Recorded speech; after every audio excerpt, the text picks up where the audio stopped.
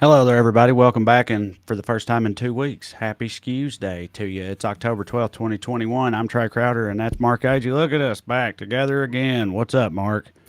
Yeah, we were. I was gone 2 weeks. I had to work 2 weeks ago, and then last week Trae was shooting some big fancy Hollywood shit, so he wasn't available. And we were going. My wife and I went to the Alanis Morissette concert at the Hollywood Bowl, so it was nice to have a night off for that. Fire show, and it's great to be back on another banner day for your Las Vegas Raiders, Trae. Yeah. Things are always coming up Raiders, man. It's been great being a Raiders fan for the past 20 years. Just a continuous parade of success and, you know, Ignominy. lauding. Yeah, obviously. No, yeah, as everybody I'm sure is aware, the head coach of the Raiders, John Gruden, had a treasure trove of past emails came to light wherein he really hit for the bigotry cycle, just really left no papaw stone unturned. One of the best things I saw about it was an Onion, I think, headline that said John Gruden apologizes to the Jews for not offending them in his emails, because that's pretty much the only group he did not offend or use slurs in reference to or what have Yeah, you. So, and that's fun.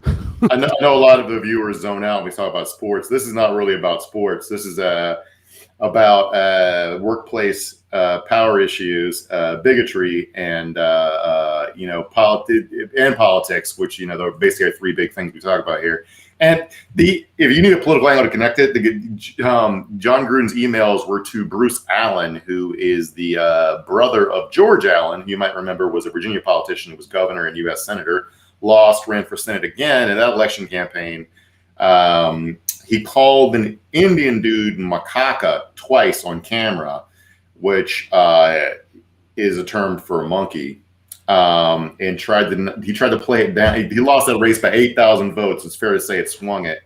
And he tried to downplay it by saying that he was a term of endearment that he and his friends used for people they didn't know. It was like saying dude or homie or something, which is like transparently not true. But it reminded me of what all these dudes say, because it was a Gruden say when the first batch of emails came out, when he made fun of a black guy for having big lips. He said he had lips like Michelin tires. And look, anybody who's familiar with old dude racism knows what he's going for there. But he tried to say that he said people who lie have rubber lips, which is a thing. He spent hours and hours talking on TV, and no one else ever heard that expression before.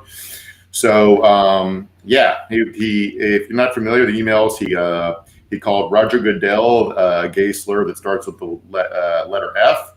Also called him a pussy. He said everyone who kneeled should be run out of the league. He complained about women being hired to work in the NFL as officials and coaches. He, yeah.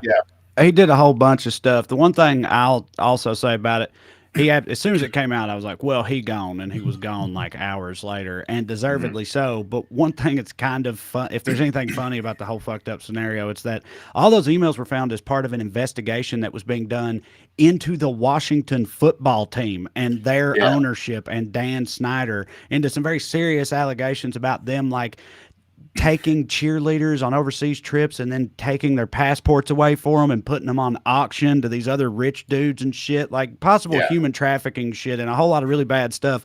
That's what they were investigating. And so far, the only thing to have happened is that the Raiders coach got fired or lost. So, leave it to the Raiders to take a loss as part of an investigation that ostensibly did not even involve them. But it won't surprise me at all if Dan Snyder, because he's an owner and writes the checks, never sees any real outcome or consequences from this at all.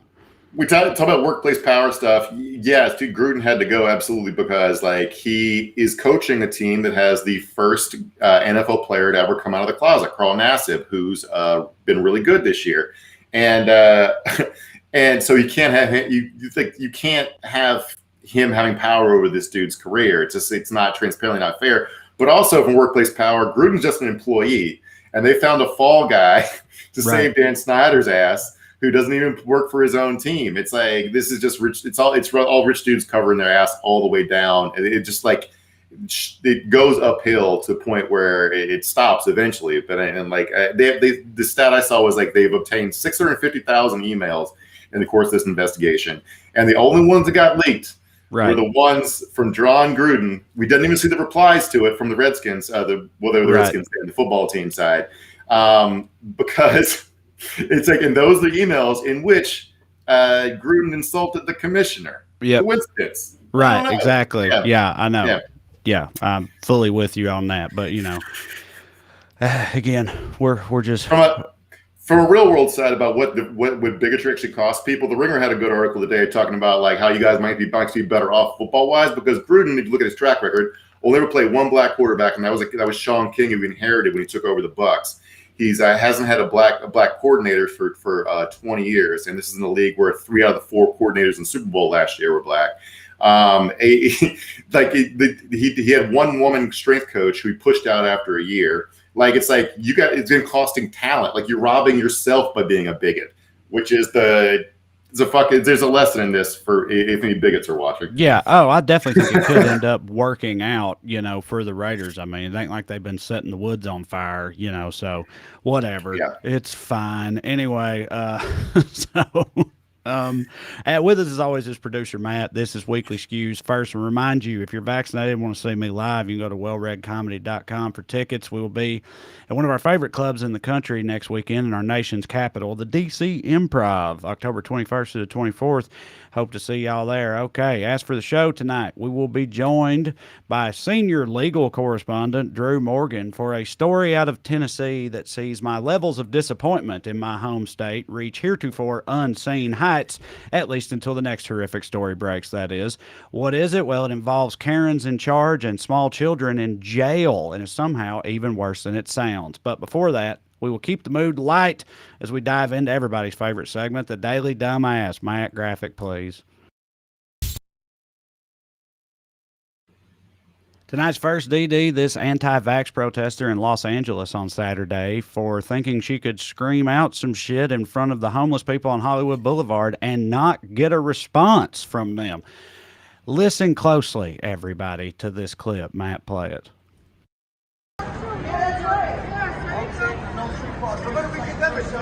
Yeah. Do you see all these homeless people around? Are they dead in the streets with COVID? Hell no. Why? Where are the biohazard bins for these masks? Okay, in case you missed it, because it's sort of hard to hear, it's truly tremendous. This lady says, you see all these homeless people out here? Are they all dead in the streets from COVID? No. Why? And then presumably a homeless man yells out, because I'm vaccinated, you dumb fuck. Which is just wonderful. Yeah, just because somebody doesn't have a house doesn't mean they're a fucking idiot. Right. Yeah, exactly. The context here, those of you who don't live in LA or haven't been here, like, Hollywood Boulevard's not a place people who live here go. It's exclusively homeless people and tourists, and that's how you know that lady's not from here, is she's down there annoying homeless people and tourists with her anti-vax bullshit. Wild times, man. It's like, I never get tired of seeing these people get owned, because like they're fucking their worldview is so myopic and stupid that like they just, when they're confronted with any basic reality, it's like just immediately crumble. Yeah. All right. Well, our first honorable mention for Daily Dumbass is anybody who missed out on Amp Fest, the Florida right-wing Coachella event. That's right. If you're wondering what the hell did that look like, well, let's take a look at it. Matt, play the clip here. I'm not gonna take it, no. I don't care who says to take it. Nobody my choices up to go before. Johnson, a dirty fighter. I'm not gonna take it, no. I don't care who says to take it. Doesn't even rhyme. It doesn't even rhyme. Also, they couldn't get Eric Clapton, Hell, I thought this was his whole beat now, right? Because that's the thing. It's like the things they have to convince themselves they're into, I feel like, where art is concerned, because their options are so limited, clearly, because the vast majority of artistics and creatives are not anti-vax lunatics. So next thing you know, you're dancing to some horseshit vaccine rap in a tent in fucking Florida or whatever, and pretending like it's a Kendrick ASMR show or something. Yeah, with a keyboard beat from a Casio. He just pissed the, we turn the beat on and press it, and then go Johnson and Johnson, Moderna and Pfizer. I ain't gonna take it. Yeah, no. It's like, what are we doing here, man? I don't know. It's like it just steals something to ruin it. I guess that's white people's log line, I guess. Just the idea of a right-wing Coachella is kind of hilarious. Do you know what I mean? It's like, that's not, how do you make that work? Like what is the right-wing version of Coachella? It's just like CPAC or whatever is what the actual thing is, right? Like, you can't go to a hidden music festival and have a good time while being what they are. Because they don't like good times. Good times also, not their thing, Also, you can go to music fest like the Woodstock '99 wasn't some left wing event. It was just Corn, a Limp Bizkit. Like, you can just like these people rob themselves of so much by making their whole identity just I mean, there was I saw a guy at the Alanis Morissette concert with a "Fuck Joe Biden" shirt. He still let himself enjoy some decent tunes. He wasn't like making himself listen to some more shit. All right, so our next honorable mention is for Daily Dumbass is anybody who didn't get the vaccine, because now you don't have Kraken blood like the rest of us. I hope you're happy. That's right. We got little tentacle monsters in our bloodstream now from the vaccine, and you don't. So I hope you feel proud. There's a GOP lawmaker, a New Hampshire state representative, Ken Weiler, who shared some wild conspiracy theories about the coronavirus involving Satan, the Pope, and 5G, as well as tentacled creatures lurking in the vaccine. He said that if you look at the vaccine under the microscope, you can see little multi-armed demons in the vaccine floating around. I don't know what they're supposed to be doing once they get in there. I guess they're all little magnetos, which is how we get magnified or something like that. Or they're all little IT demons, maybe. And that's how the 5G aspect comes. I'm not really clear on how the details work, but yeah, we all got Krakens in us. I like the idea of like the Pope, Satan, tentacle monsters from anime porn. Like all like teaming up in like a Suicide Squad like mission. Like, we have nothing in common, but we're gonna do this to enslave humanity or something. Like, it's like what a fucking Dirty Dozen odd couple cast of characters. It's also funny because apparently it was full of anti-Catholic bigotry, which, as I understand it, that's pretty old school bigotry there, right? Like, that used to be a whole thing in America, I guess, where Catholics were like it was like a big deal when JFK was elected because he was a Catholic president or some shit. But like, a man still holding the fucking "fuck Catholics" line in 2021 is just, he's really kicking it old school. He is 79 though. Yeah, I mean, have there been any other Catholic presidents between Biden and JFK? I don't know if there ever have, but it wasn't. No idea. I don't think it. Think it run through my mind real quick, and now I can't think of any. And the idea was that like, because Catholics are all supposed to listen to the Pope. If you elect the JFK, then you basically be electing the Pope president, which was dumb because if you ever met a Catholic, none of them really listen to the Pope. Right. But the Klan was riftly anti-Catholic. I mean, this is basically when back before Irish and Italians were considered white. Right. So there's all sorts of paranoia about that kind of shit too. But yeah, I can't make it. It's like they're just like when they said they would take America back to the olden days, they're just like they're including like prejudices from like 1930, which rules. Right. I know. It's like to some of these people, the list of people who are all right by them is literally just whoever is exactly the same thing that they are. Like, it's not even just other white people or other Christians. You got to be the right type of white Christian specifically, or you also are a bag of shit, to say nothing of all the Muslims and immigrants and gays out there. That goes without saying. But even fucking Catholics, they need to get their shit together too. It's just like enhanced bigotry, Yeah. Also, I want some fucking tentacles. Yeah, right. I know. That's what I'm saying. I want that. We were dog sitting this week, and I had to walk 3 dogs. I could have used a couple extra hands. I could have extra arm, my dick, carrying groceries up. Sex probably be a lot more fun, more hands too. Come on. Yeah, dude. And like you mentioned earlier, there's plenty of porn out there that proves that thesis. Producer Matt has pointed out tonight is the first Seattle Kraken hockey game. By the way, coincidence? Yeah, certainly, absolutely it is. But anyway, okay, let's see. What do we got next here? Next up, for dumbass, Bebop and Rocksteady for not putting a stop to such government waste. Play this clip, please. Yeah. You remember what happened in Arizona? $5.7 million spent on the Ninja Turtles who were going through all these ballots. And the net result was more votes for Biden, fewer votes for Trump. What is it? Is he just like being purposefully condescending about them? Do you know what I mean? Like the cyber ninjas, like, is that what he's doing? Or is this just a genuine like gaffe or whatever you think? I think it was just a brain fart. But what's funny is he's too old to have even been into the Ninja Turtles. So way too old. Maybe his grandsons love the Ninja Turtles, and that's what made him in his brain. But yeah, I mean, honestly, like Ninja Turtles is a better name for them. They don't know shit about cyber. And it took them forever. Am I right? Yeah. Yeah. They're not really ninjas either, though. Just turtles. I mean, at least they're passingly familiar with what ninjas are. These guys can turn a computer on for the first time last week, I think. So if they've seen Ninja Turtles, they're more qualified to be Ninja Turtles than they are to conduct a forensic audit of an election.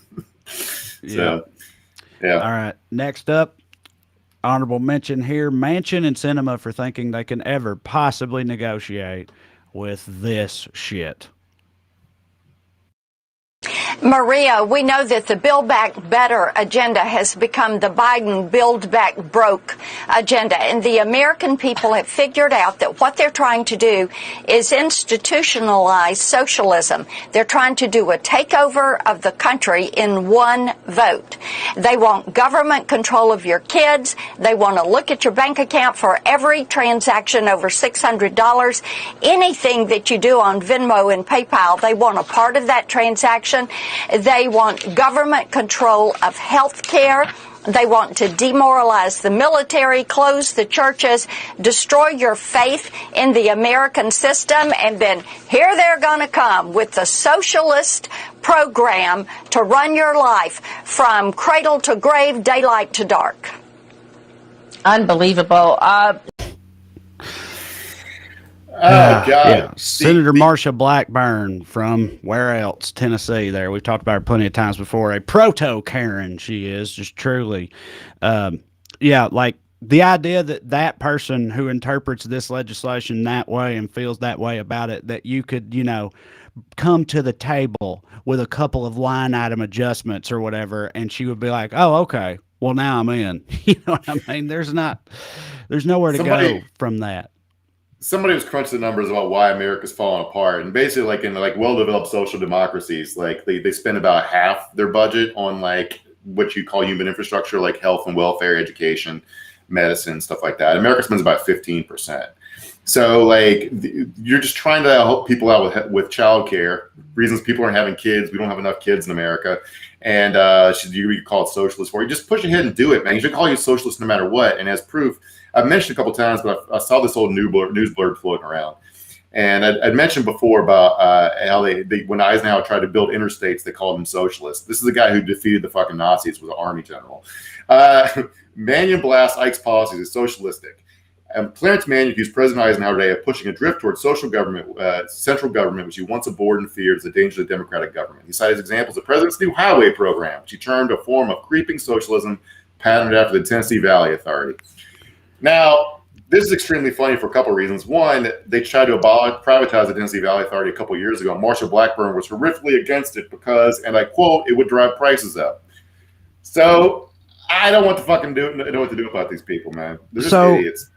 Maybe this is just me trying to be somewhat optimistic, but I'm almost that shit about Eisenhower and the response he got from the far right or whatever back then is almost kind of makes me feel a little bit better in a way, because it's they've always been doing this shit. Like we've said before, it's dude, you just know if fire departments didn't exist and they got pitched tomorrow, these lunatics would be like, that's some socialist bullshit or whatever.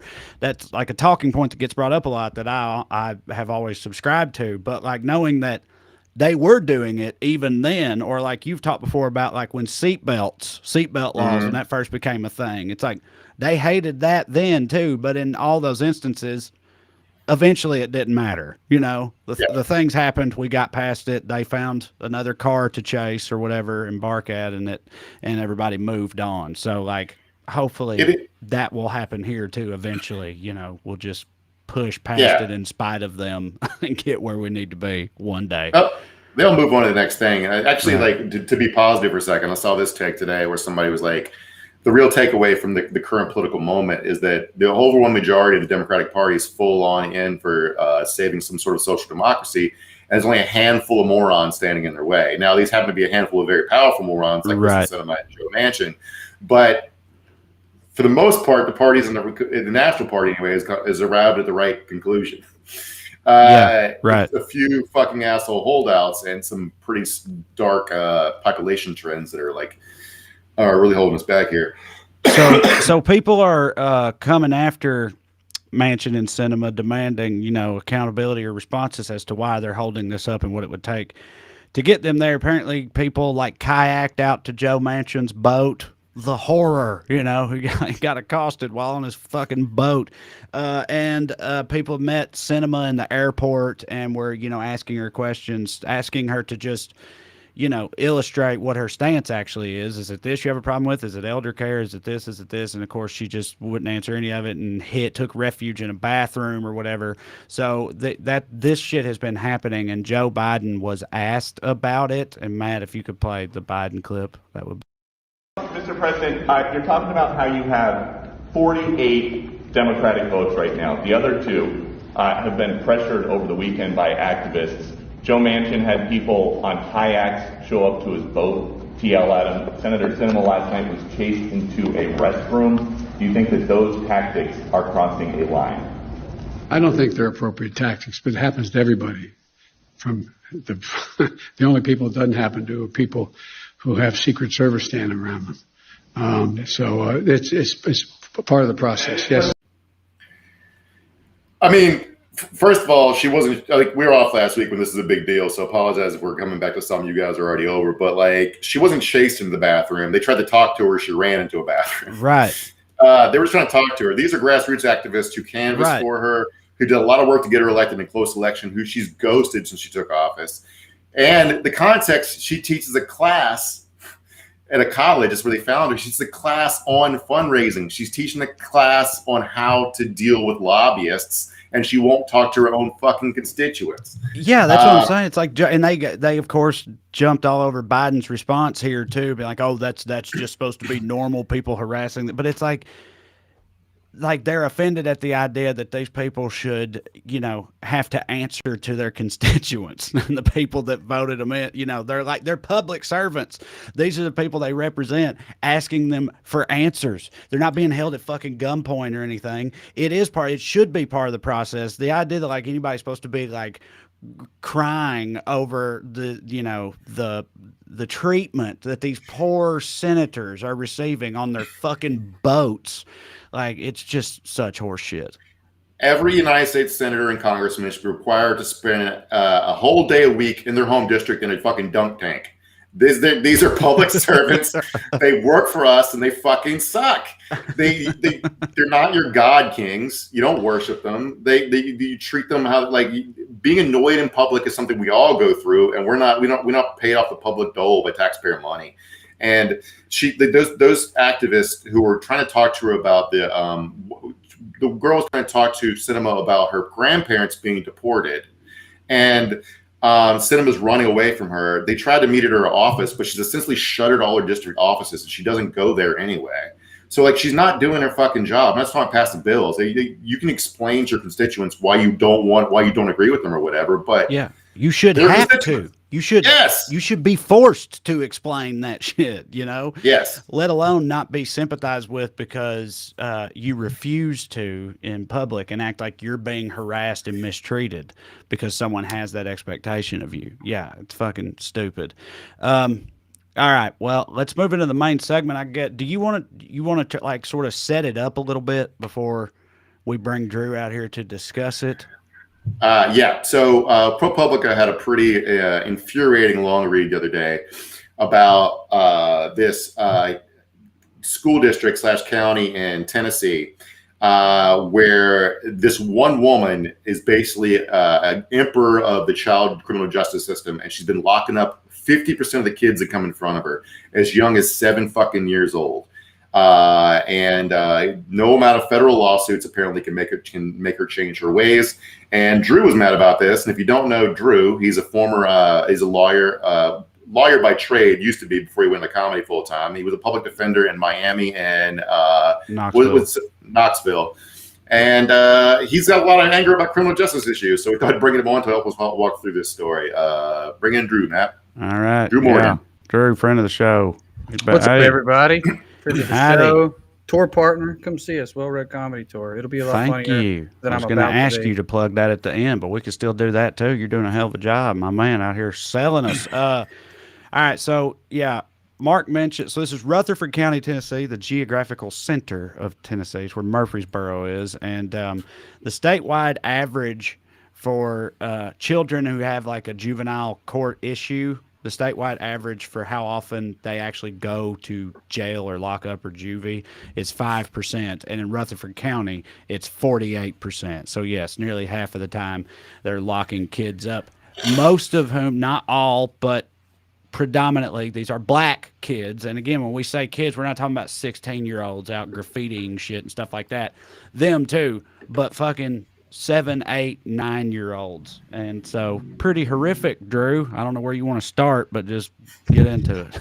Well, there's two things to look at here, which is this lady and the people she surrounds herself with. In other words, this case, which is pretty horrific. And I guess we should start there, and we will. And then the macro, which is how does this happen? How did it continue to happen in spite of numerous whistleblowers? And what else is going on in the world? Is this an anomaly? I do think she's probably one of the more egregious cases we've seen, but I don't think she's an anomaly, which is part of why I wanted why I asked to come on the show. Is I need people to understand that a lot of what's going on in our country right now, whether it be Republicans appointing judges, all the way down to people like this lady who failed the bar 4 times, but was appointed by a local politician.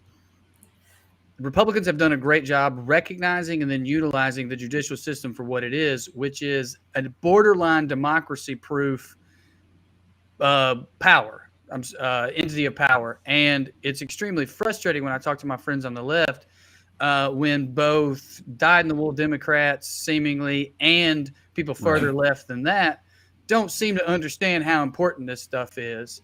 It was my big thing the last election. I didn't love Joe Biden, but I was screaming at the top of my lungs to anybody that would listen to me, we have to stop Republicans from appointing judges. So we'll get into the macro. Let's get into the micro. So this lady, and I've forgotten her name, honestly. Donna Scott Davenport. Thank you. Miss Davenport, as I mentioned, had failed the bar 4 times, took her 9 years to pass it. She gets appointed in Rutherford County to be basically a magistrate in the juvenile detention places. A magistrate is somebody, usually what they'll do is, let's say arrest warrants are needed, and someone comes to a magistrate and they say, this is what happened, can I get an arrest warrant? And the magistrate will go, yes, someone broke the law. Or they'll go, they didn't quite break the law there. They do other stuff, but that particular duty will come to head in this case.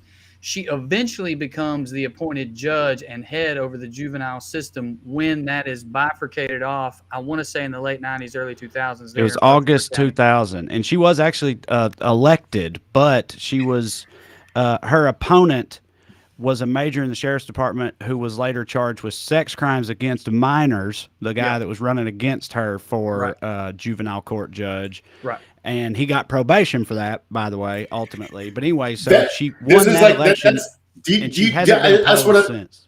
Trae, I just want to point out here, these are 7-year-olds being punished with jail time because this lady says people need to suffer consequences for their actions.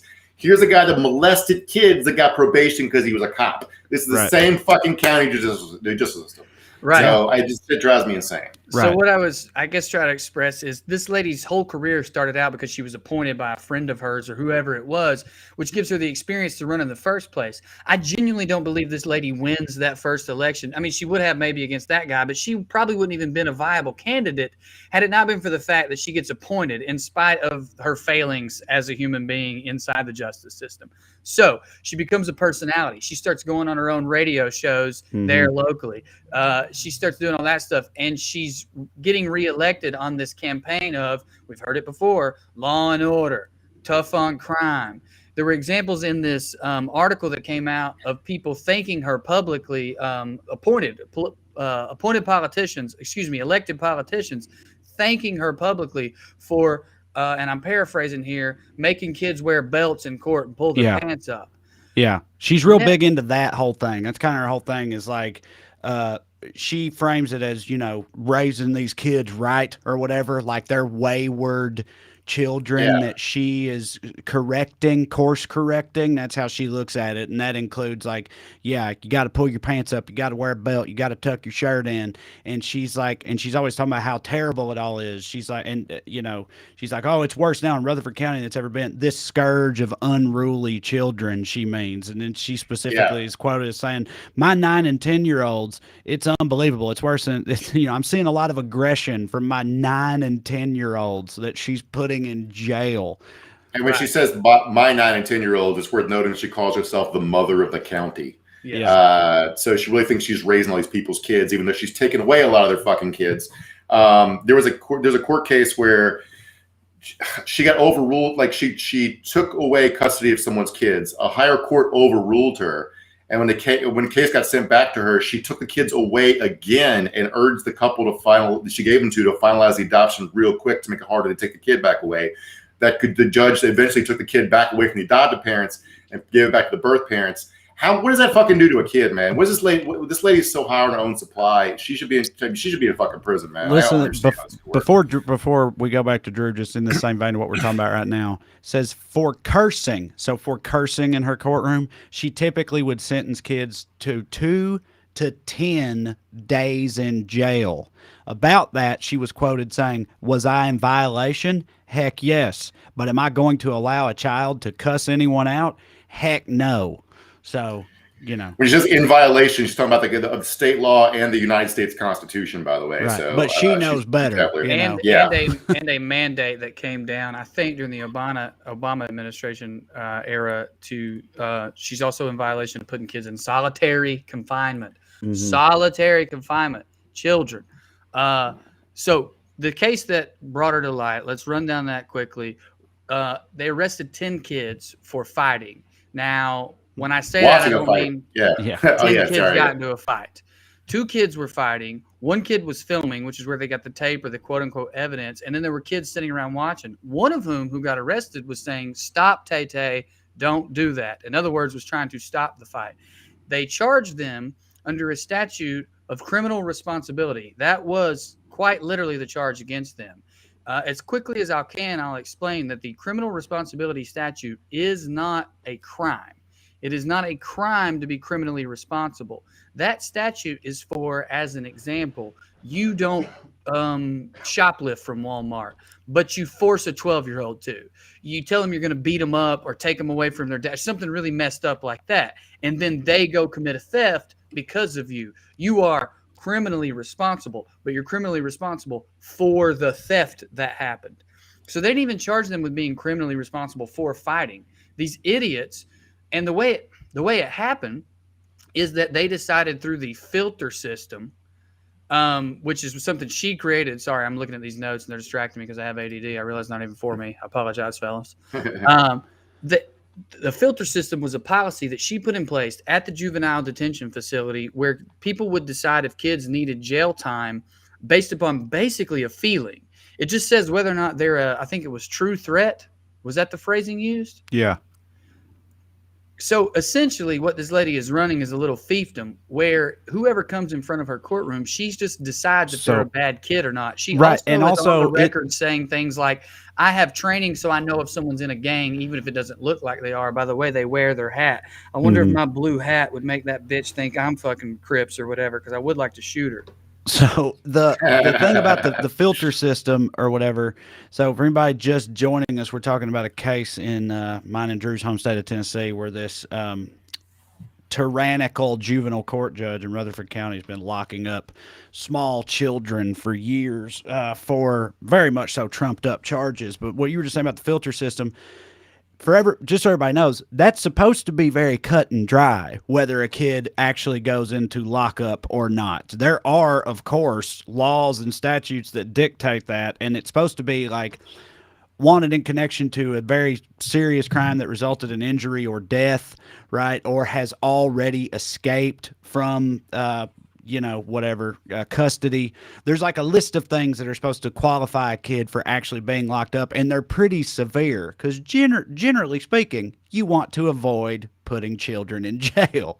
But she didn't like all that. It wasn't good enough for her. So, yeah, she has her own system where any kid that is deemed a true threat by either her or I think also like the guards at the juvenile center or whatever, if they say, yeah, this kid's a true threat, then that to her is justification enough to lock It's worth pointing out this juvenile detention facility got in a lot of trouble for horrific conditions. These kids weren't just be put in some hotel or something.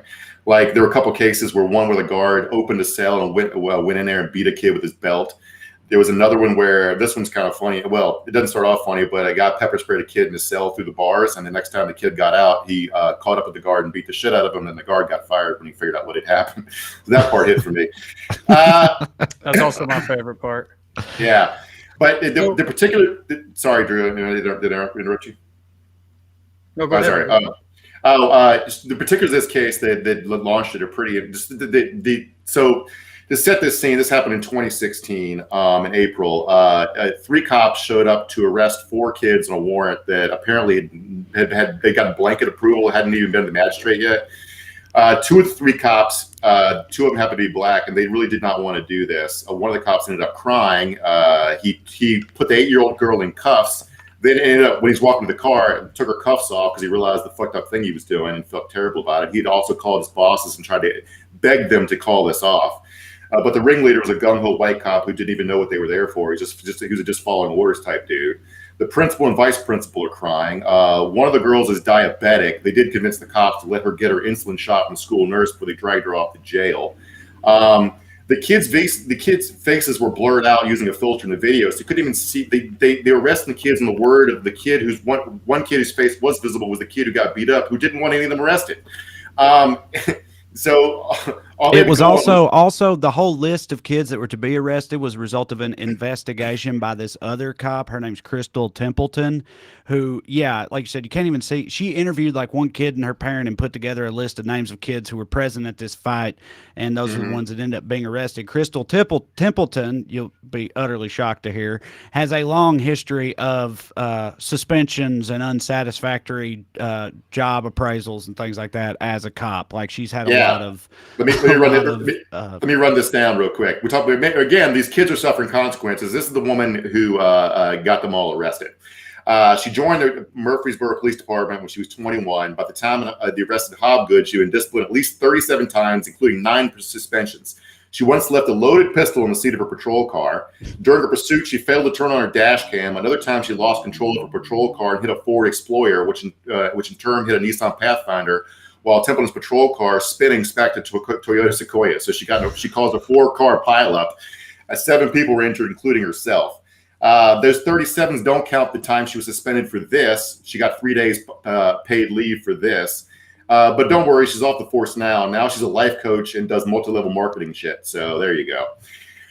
God damn these people, man. Fuck. Right. So where do we start? And that's kind of what I was saying in the beginning about wanting to come on here is like, so I was a juvenile public defender for most of my short public defender career in Miami-Dade County. We had a judge who was very difficult. A lot of people don't realize this, but most time you go to trial with a juvenile, the judge is the jury by statute in most states that I'm aware of.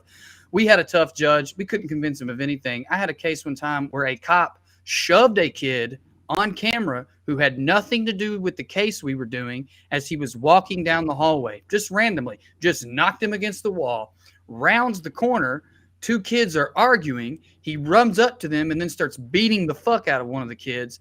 And then he claimed that kid, you couldn't see it on tape, Judge, but he slapped me first. And the judge just believed him. In spite of everything that we saw on the tape. I'm saying that, why is the cop there in the first place? And, that's in Miami-Dade. In this Rutherford County case, this principal, I felt bad for her. She started crying, et cetera, et cetera. But she does not have to let police into her building. There's no law that says that. If you don't have a felony arrest warrant, you just tell them no. But she didn't know that. She wasn't empowered. None of us in this country are. The reason we're not is we have eyes. And even though the Constitution says we can do certain things to stop this stuff, we don't feel it. That cop who cried didn't feel empowered in his own department. He's probably being ridiculed right now because this very fucking thing came out. The cop who got 1 day suspension for being so gung-ho and a yes man, I'm sure he's being lauded right now by his people. The lady who runs the detention facility, who is a good friend of the judge, I'm sure she's being privately lauded. None of them have been fired. The judge is still in place as far as I know, although I'm curious now that we have this national story if that'll be the situation or not. We have major problems in this country when it comes to the justice system, and almost, I would say 90% of them are tied to it being for profit now. I would say the other 10% are tied to our strange, probably goes back to our Christian roots, desire for law and order. Make them kids pull up their pants. A judge who throws kids in jail for cussing, that's what we need in this community, by God. That's fucked up. And I did the Southern accent, and I heard someone talking about the South having Stone Age law. It's not just the South. The worst case that's come out was out of Pennsylvania. It was a pay-for-play situation where judges were literally being paid to put kids into prison to fill the bed. Let me read you some outcomes from this article towards the end of it when they stopped talking about this specific case. Forced to stop gelling so many of its own children, Rutherford County ramped up its pitch to other places to jail theirs. They created a marketing video titled, "What Can the Rutherford County Juvenile Detention Center Do for You?" over saxophone music and a B-roll of children in black and white striped uniforms. Judge Davenport narrates. She talks about the size, the employees, its access. 39 counties now contract with Rutherford, according to reports published this year. So does the U.S. Marshals Service. How did Rutherford... Go ahead. Sorry, but before we move on, we actually have that video. I want to show it real quick because the dystopian reality of it versus this marketing pitch is fucking hilarious. If you could play a little bit of it now, Matt.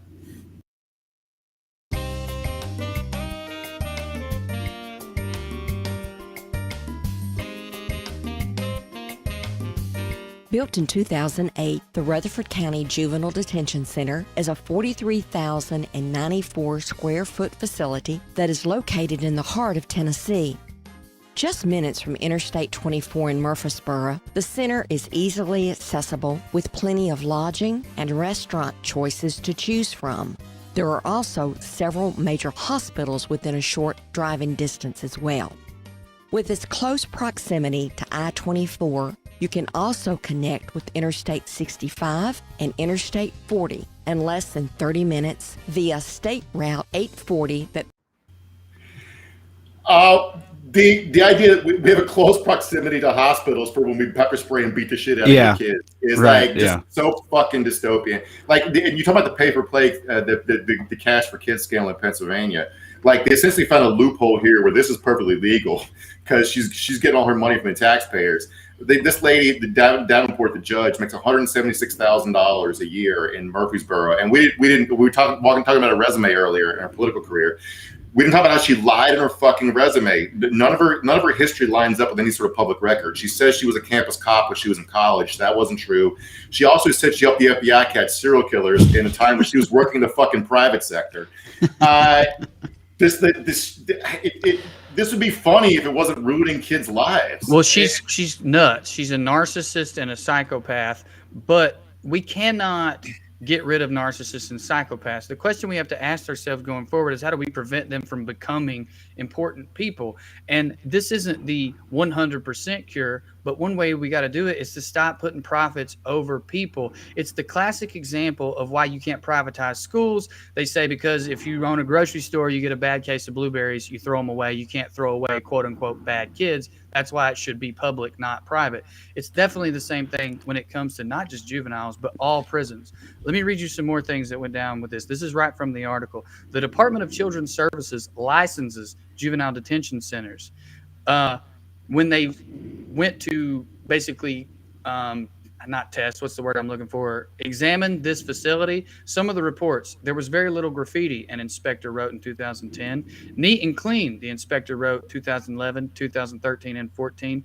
2 inspection reports in 2016 said there were no concerns regarding the program or staff at the detention center. Now, eventually, 2017, Tennessee stops reporting it's juvenile what am I trying to say, the data about how many juveniles are held across the state. We stopped reporting it. Why are we doing that? Why don't we want people to know? Are we truly full of evil people who just want to throw kids away? I think there might be some of that, especially if they're black kids. But also, I'm telling you, it has to do with the money. It has to do with this. This is talking about the county commissioners of Rutherford County. The commissioners gave Davenport's budget request, it was a huge increase that she asked for, a favorable recommendation. Their vote was unanimous. During the meeting, one commissioner, Michael Rather, took a moment to express his admiration for the judge. I've said this for years. If we have a judge that has a box in the courtroom with belts in it that requires young people to put a belt on and hold their pants up in a courtroom, I'm all for it. Good job. Another quote by one of the commissioners laughed and said, well, I've lost it, but he said something about business being good because we're making profit. Right. Yeah, because they were housing other counties' kids and stuff in their center. Yeah, he said, basically said, locking up little black boys is our business, and buddy, business is a booming. I'm paraphrasing a little bit, but that's pretty much what the guy said. So she's a local radio personality who uses that platform to talk about how she's the county's mother and is tough on crime. She's getting $170,000 a year to put people in prison and make these places profits. And the county commissioners are going, well, this is great.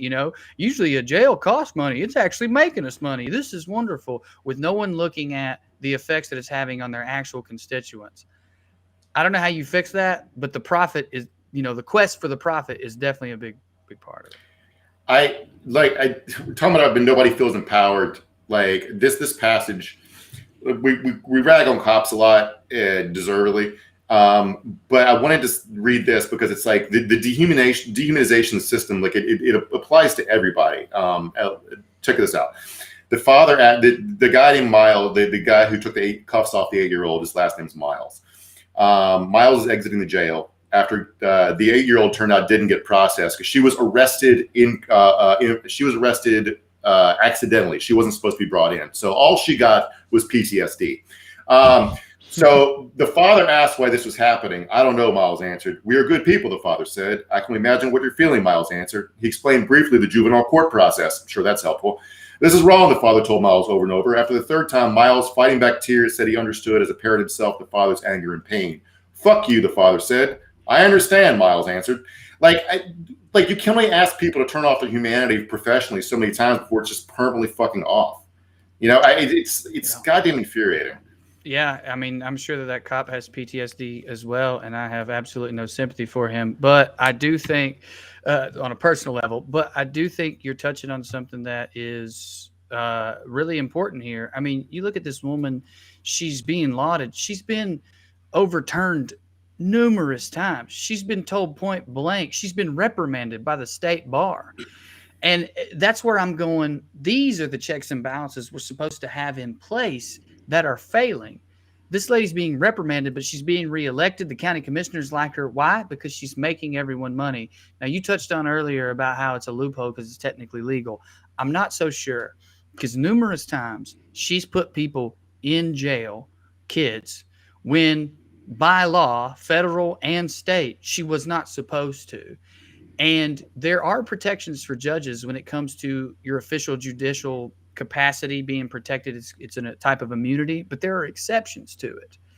I genuinely think that this lady is guilty of wrongful imprisonment and or kidnapping. And not just because like I want that to be the case. It is hard for me to imagine, unless there's a particular statute that just keeps her immune, what her defense would be. If, in your capacity as a judge, you are allowed to jail kids only in these three circumstances, and quite literally thousands of times those circumstances weren't met, you on the radio in public said you knew that, but you didn't care because it's important to be firm. It's really hard for me to see why she's not being prosecuted right now. And I feel like if the prosecutor of Rutherford County had any fucking balls, he or she would do it. Yeah, but they ain't going to though, dog. That's like that's like a cop telling on another cop, man. Well, here's why I know they're not going to. The DA of Rutherford County probably loves her. The DA of Rutherford County is one of the worst DAs in the state of Tennessee. I only know this because our buddy Teets, who's a criminal lawyer out of Nashville, practices there. But that's how corrupt the system is, folks. And that's why, as I spent my career doing public defense, I became so, I guess the word that they use these days is radicalized. Our criminal justice system is only criminal. There is no justice. It's not just in the South. It's not just in conservative areas. It is a system that breaks people, like the cop that Mark was mentioning, like lawyers who tried to fight this lady and got nothing done, who took her all the way to the Supreme Court, got her reprimanded, and nothing happened. It breaks people down. Something that happened, I forget what he's doing. Like this lady, they took this case to the district attorney before they arrested these kids. The ADA told them there's no fucking case here, and they still went and arrested them anyway. There's just no one, unless you're going to take a gun and go down there and physically stop her, no one can stop this lady from locking up kids. It's like her whole purpose in life. Which is why somebody needs to stand up to her, who's official, but I don't think that they will. On this very hopeful note, let's get Drew out of here. Drew, thanks for coming on and illuminating all this for us, and also tell the people, how they can follow you, find you, whatever, all that good stuff. I'm at Drew Moore Comedy on all social media. It's sometimes funnier than I was today. I tour with Trae and our buddy Corey, the Buttercream Dream, on the Well Read Comedy Tour. You can go there for tickets. We have a great show, a great live show. And man, I just want people, there's two things, the environment and the criminal justice system, where I'm like, guys, it's the whole damn system. It's not, I'm going to vote blue, but like, it's not just voting blue. We've got to look at it and overhaul the whole thing. And cases like this, I'm really, really, really hate saying this. They're going to get more and more common, or less, because we've killed the press. But more people like her exist than any of us want to process and accept. It is horrific, and we're actually lucky when we arrest like those two judges in Pennsylvania. One of them just got out, and I think somebody should shoot him. All right. Thank you, Not official recommendation from the evening Skews. As your lawyer, everyone, I legally recommend that we make it legal to kill that man, and then we do it. Because I would never, ever say you should break the law. Then I might be held criminally responsible when you do it. But if we change the laws to say legal, then we could kill that guy, and we should do that. Yeah. All right. Drew Morgan, everybody. Appreciate it. That's why he's our Better Call Saul. That's right. Senior legal correspondent. Thank you, Drew. Okay. All right. We're going to hit some comments and stuff over here. I'm getting conditioned now when I look at the comments to remember to say, hit that like button and smash subscribe and hit like and all that computer internet stuff that I'm supposed to tell y'all to do. Do that because it helps us out as I understand it. So, yeah, thank you all for doing that. I'm going to look through. Matt, you can put up some comments if you see them because I'm just now trying to get through some over here. As we do that, because yesterday was Columbus Day, an annual argument about Christopher Columbus that happens online was extremely stupid yesterday, including our boy Josh Mandel saying that Christopher Columbus was an American hero, which is funny because he was an Italian who sailed for Spain and never set foot in America, but whatever.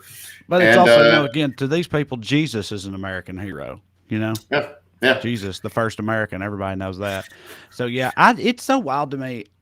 You will never be able to convince me that any of those people give a single shit about Columbus or Columbus Day, dude. It's just like a thing that they, you got some marginalized people wanting something, and they can't have that. But also, it's just like, I'm supposed to be on this side of this thing, and so they act like they give a shit. They don't. Nobody gives a fuck about Christopher Columbus, dude, or his day.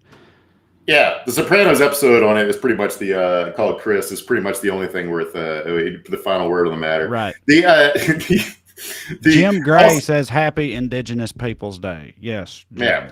We are. Which is like Joe Biden signed a proclamation about that, and everyone got mad. But Christopher Columbus Day has been Indigenous Peoples Day in South Dakota for like 30 years, I think, because they have a lot of large Native American population, and no one ever got mad about it.